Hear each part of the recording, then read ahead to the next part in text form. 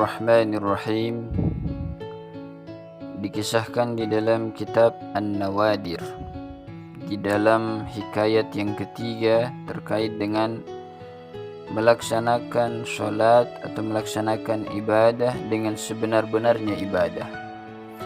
Dikisahkan ada seorang hamba yang melaksanakan ibadah sholat, lalu ketika dia sampai pada bacaan sholat, yakni surat Al-Fatihah, di ayat yang berbunyi Iyyaka na'budu, di situ terlintas dalam pikirannya bahwasanya dialah seorang hamba yang paling benar, paling hak dalam beribadah kepada Allah Ta'ala. Terlintas dalam pikirannya demikian. Maka kemudian muncul suara yang kemudian mengatakan kepada hamba tersebut, kadzabta, kamu bohong, ibadahmu tersebut bohong, dusta. Sesungguhnya kamu itu menyembah kepada hamba, kepada manusia, kepada makhluk. Maka kemudian hamba tersebut fataba fa'tazala 'anil nas, dia kemudian bertaubat dan dia berlepas diri daripada ketergantungannya kepada manusia.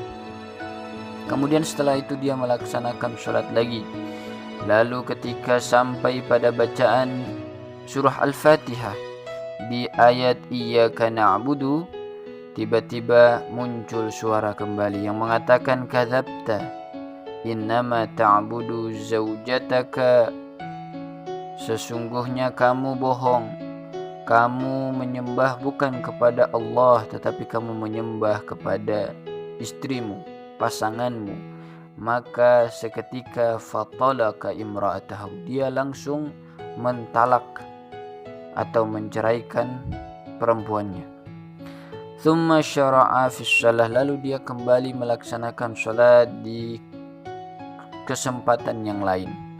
Lalu kemudian setelah itu ketika sampai pada bacaan surah Al-Fatihah Iyyaka na'budu, lalu kemudian muncul kembali suara yang mengatakan kadzabta, kamu bohong, kamu dusta.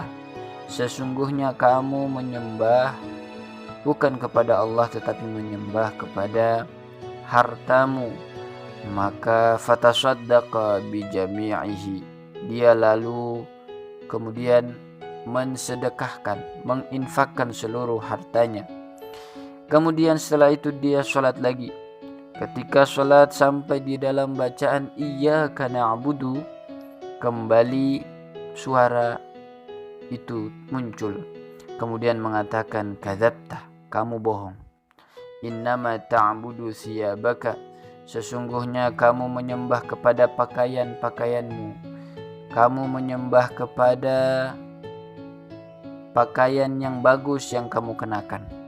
Maka kemudian fatasaddaqa biha illa ma la budda minhu, maka kemudian dia menginfakkan, mensedekahkan seluruh pakaiannya kecuali yang ada di tubuhnya. Lalu kemudian dia melaksanakan salat. Maka ketika dia sampai pada bacaan Iyyaka na'budu, kemudian muncul kembali suara, tetapi suara tersebut mengatakan shadaqta fa anta minal abidina haqiqah, kamu sudah beribadah dengan benar dan kamu adalah seorang hamba yang memang benar-benar seorang hamba. Inilah makna daripada hakikat beribadah dengan sebenar-benarnya ibadah kepada Allah Subhanahu wa ta'ala.